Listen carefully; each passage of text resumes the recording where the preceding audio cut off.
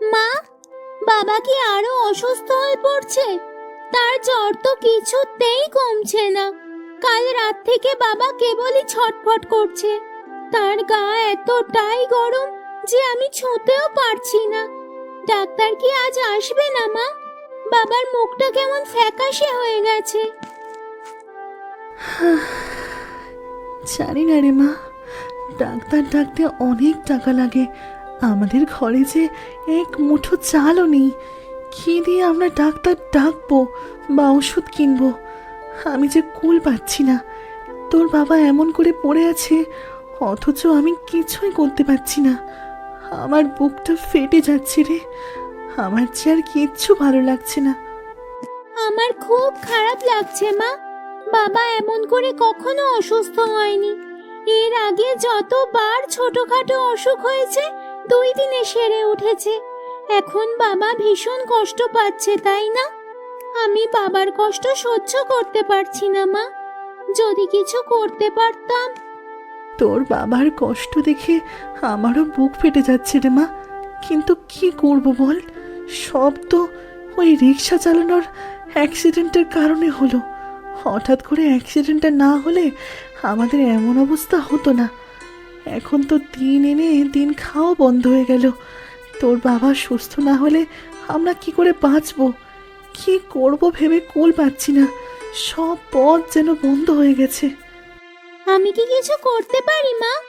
আমি কি বাজার থেকে কিছু খাবার আনতে পারি? আমার কাছে তো কিছু খেলনা টাকা আছে। সেগুলো দিয়ে কি কিছু হবে? আমাদের ঘরে তো আর আসল পয়সা নেই মা। তোর খেলনা টাকা দিয়ে কি আর হবে? তুই কি করে বাজার করবি? আমরা যে বড় অসহায় রে। আমি সত্যিই বুঝতে পারছি না এখন আমাদের কি হবে। সৃষ্টিকর্তাই জানেন আমাদের ভাগ্যে কি আছে। সোমায়া, সোহা, আমার জন্য ভেবো না। তো তোমরা তোমরা কিছু খাও। আমি আমি ঠিক আছি। একটু জল। আমার যেন গলা শুকিয়ে কাঠ হয়ে গেছে। এইসব এইসব কি বলছো গো? তুমি এমন অসুস্থ আর আমরা খাবো? তোমার তো শক্তি দরকার। তুমি একটু জল খাও। আমি জল এনে দিচ্ছি। তুমি চোখ বুজে একটু বিশ্রাম নাও। বাবা, তুমি একটু জল খাবে? আমি এখনই নিয়ে আসবো। তুমি একদম চিন্তা করো না বাবা। আমি আছি তো। আমি জল এনে তোমাকে দিচ্ছি। না মা, থাক।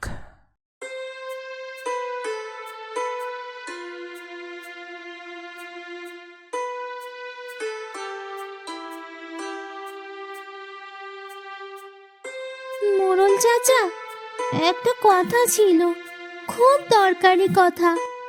বাবা খুব অসুস্থ। কি কথা? সকাল সকাল ঝামেলা করতে এসছিস কেন? তোর মা বাপ কি তোকে কোনো কাজ শেখায় না নাকি? আমার বাড়ির সামনে এসে দাঁড়িয়েছিস কেন? আমার সকালটা নষ্ট করছিস কেন তুই? আমার বাবা খুব অসুস্থ। কাল অ্যাক্সিডেন্ট হয়েছে। তার পা ভেঙে গেছে। বিছানা থেকে উঠতে পারছে না। ডাক্তার দেখানোর টাকা নেই। ঘরে খাবারও নেই। বাবা খুব কষ্ট পাচ্ছে। যদি কিছু টাকা ধার দিতেন, বাবা সুস্থ হলে আমরা শোধ করে দেব। আমরা খুব দ্রুত শোধ করে দেব চাচা। বাবা সুস্থ হয়ে আবার কাজ করতে পারবে। ধার? কিসের ধার? তোর বাবা তো রিক্সা চালিয়ে কিছুই করতে পারলো না। সে তো অকর্মণ্য।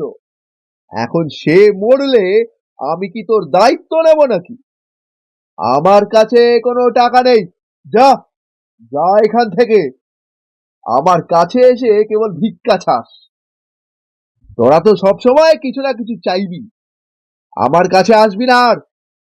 কিন্তু চাচা, বাবা যে খুব কষ্ট পাচ্ছে। তার জ্বর কিছুতেই নামছে না। মাও খুব চিন্তিত।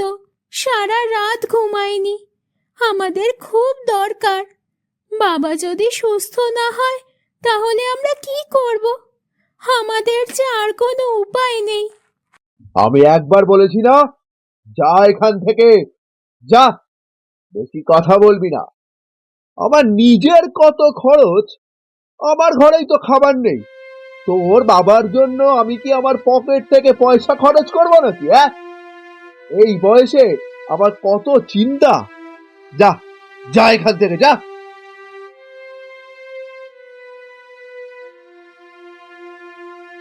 কাকু, আমার বাবা খুব অসুস্থ, যদি কিছু টাকা ধার দিতেন খুব উপকার হতো। বাবা যদি সুস্থ না হয় আমরা যে আর চলতে পারবো না। আমারও তো এখন অভাব রে মা, ফসল ভালো হয়নি, এই বছর বৃষ্টিও কম হয়েছে, আমার কাছেও এখন কোনো টাকা নেই, আমার নিজেরই সংসার চালানো কঠিন হয়ে পড়েছে। তোর বাবাকে আল্লাহ সুস্থ করে দিক, তুই অন্য কারো কাছে চেয়ে দেখ।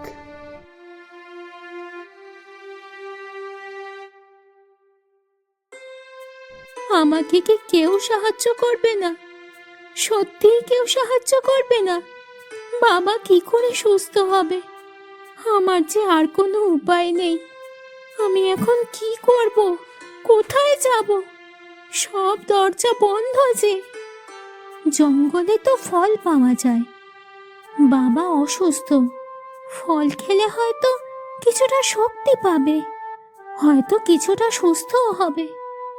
আমাদের এখন ফল কিনে খাওয়ার সামর্থ্য নেই, এটাই এখন একমাত্র পথ। আমার তো আর কোনো উপায় নেই, বাবাকে সুস্থ করতেই হবে।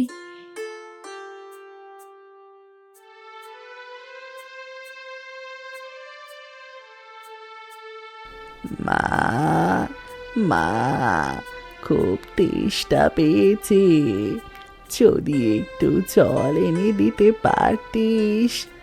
অনেকক্ষণ ধরে এখানে বসে আছি, গলা শুকিয়ে কাঠ হয়ে গেছে, মনে হচ্ছে আর বাঁচবো না। হ্যাঁ, দিচ্ছি মা, আপনি একটু অপেক্ষা করুন।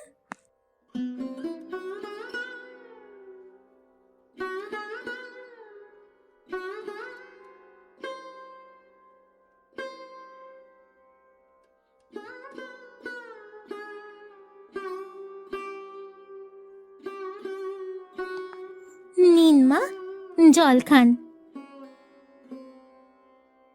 আপনার নিশ্চয়ই অনেকক্ষণ ধরে তেষ্টা পেয়েছে। আপনার মুখটা কেমন শুকনো দেখাচ্ছে। আপনার শরীর ঠিক আছে তো?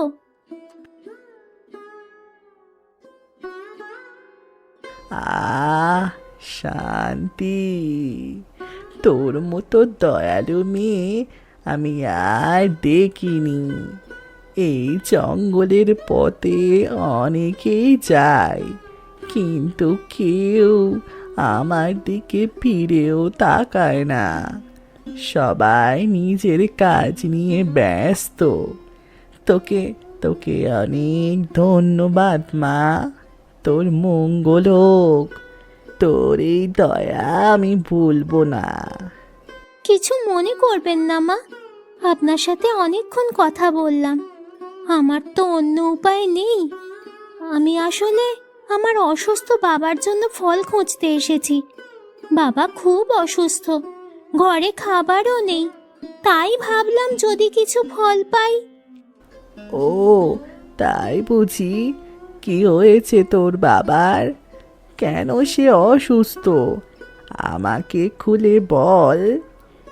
বাবা রিক্সা চালাতে গিয়ে অ্যাক্সিডেন্ট করেছে, এখন বিছানা ছেড়ে উঠতে পারছে না, তার পা ভেঙে গেছে, জ্বরে গা পুড়ে যাচ্ছে, ডাক্তার দেখানোরও পয়সা নেই। তাই ভাবলাম কিছু যদি ফল পাই বাবাকে অন্তত সেগুলো খেতে দিতে পারবো। ডাক্তার বলেছে ফল খেলে নাকি তাড়াতাড়ি সুস্থ হয়ে যাবে। তোর বাবার জন্য তোর এত ভালোবাসা দেখে আমার খুব ভালো লাগছে রে মা। এই বয়সে তুই এত চিন্তা করিস, আজকালকার বাচ্চারা তো এইসব ভাবে না। তুই খুব ভালো মেয়ে। কি করব মা, বাবা মা ছাড়া আমার আর কে আছে? তারা যদি সুস্থ না থাকে আমি একা কি করে থাকবো? আমার যে আর কেউ নেই।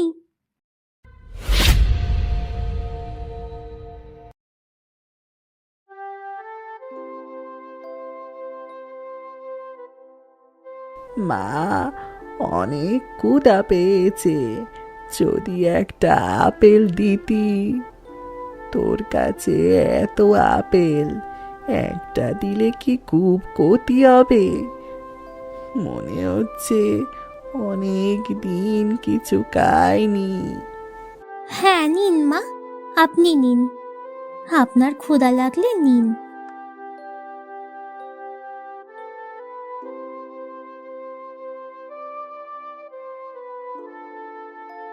আরো আরো একটা দে মা, আমার যে পেট ভরছে না, মনে হচ্ছে অনেক দিন কিছু খাইনি, পেটের ভেতরটা কেমন চিনচিন করছে। নিন মা, আরো একটা নিন, আপনার যত লাগে নিন।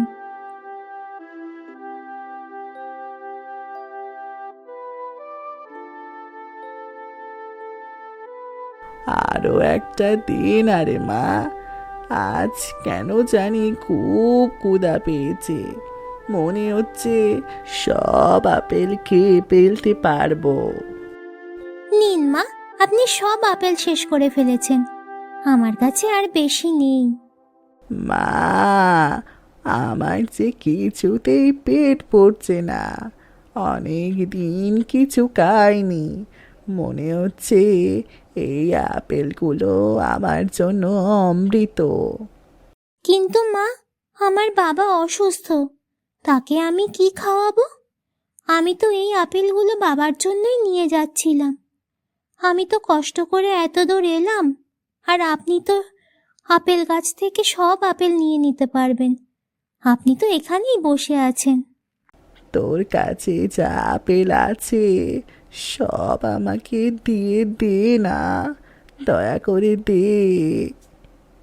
আমি খুব বড় হয়ে গেছি মা, গাছের কাছে যাওয়ার শক্তি নেই।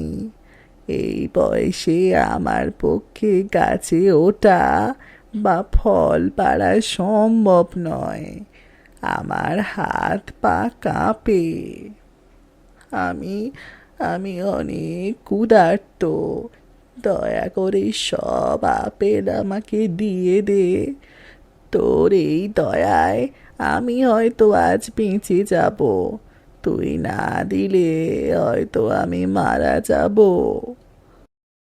ঠিক আছে মা, আপনি সব নিন, আপনার ক্ষুধা মিটুক। আমার বাবা হয়তো একটু কষ্ট পাবে, কিন্তু আপনার কষ্ট দেখে আমি ফলগুলো নিজের কাছে রাখতে পারবো না। আমি বাবাকে অন্য কিছু খাওয়ানোর চেষ্টা করব। আপনার কষ্টটা আমি বুঝতে পারছি।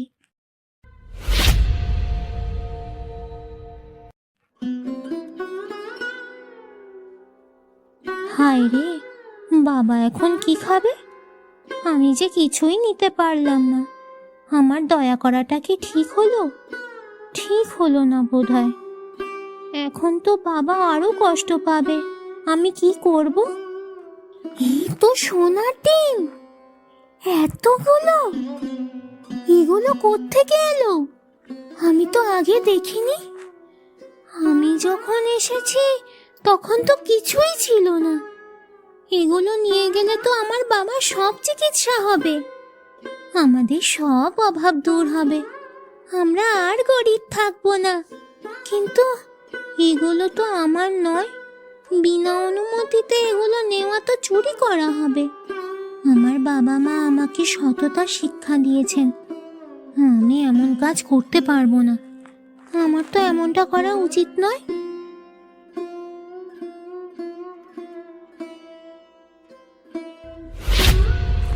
সোহা, দাঁড়াও, কোথাও যেও না, তোমাকে কিছু বলার আছে।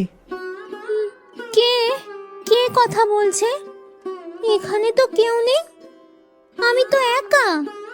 ভয় পেও না মা, আমি সেই বুড়ি মহিলা। আমি তোমাকে পরীক্ষা করছিলাম, তুমি তোমার বাবার জন্য কতটা ভালোবাসো আর তুমি কতটা সৎ তা আমি দেখছিলাম। তুমি পরীক্ষায় সফল হয়েছ, তুমি নিজের সব ফল একজন ক্ষুধার্ত মানুষকে দিয়ে দিয়েছ। তোমার এই দয়া আর সততার জন্য আজ তুমি পুরস্কার পাচ্ছ। আপনি সেই বুড়ি মহিলা, কিন্তু কিভাবে? আপনি তো একটি মরা গাছ, এটা কি করে সম্ভব? আমি এক অভিশপ্ত আত্মা মা। অনেক বছর ধরে আমি এই মরা গাছে বন্দী ছিলাম। আমার সাপ মুক্তির জন্য এমন কোনো দয়ালু মানুষের দরকার ছিল যে নিজের স্বার্থ ত্যাগ করে অন্যের সব বিলিয়ে দেবে। তুমি সেই মানুষ। তোমার দয়ার জন্য আমি মুক্তি পাচ্ছি। এই গাছের মধ্যে দেখো অনেক সোনার ডিম আছে, এগুলো তোমার জন্য পুরস্কার। পুরস্কার? কিন্তু এত ডিম আমি কি সব নিতে পারবো? আমি তো সব চাইনি। না মা, সব নিতে পারবো না। লোভ মানুষকে ধ্বংস করে। তুমি প্রত্যেক দিন এই জঙ্গলে আসবে, এসে এই মরা গাছ থেকে একটি করে ডিম নিয়ে বাজারে বিক্রি করবে। এর বেশি লোভ করলে তোমার সব হারাতে হবে। এই সোনার ডিম তোমার সততার পুরস্কার, এর বেশি নিতে যেও না। একটি করে ডিম প্রতিদিন? এটা সত্যি? হ্যাঁ মা, প্রতিদিন একটি করে। এই ডিমগুলো বিক্রি করে তোমার দিনকাল ভালো চলবে। তোমার বাবা সুস্থ হয়ে যাবে, তোমাদের পরিবারের সব অভাব দূর হয়ে যাবে, তোমরা আর গরিব থাকবে না। মনে রাখবে, লোভ মানুষকে ধ্বংস করে।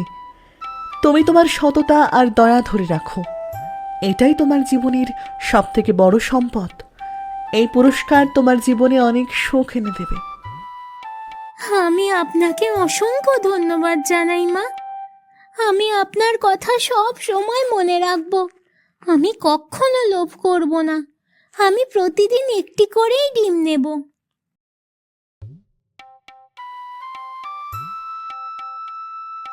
বাবা, তুমি এখন কেমন বোধ করছো?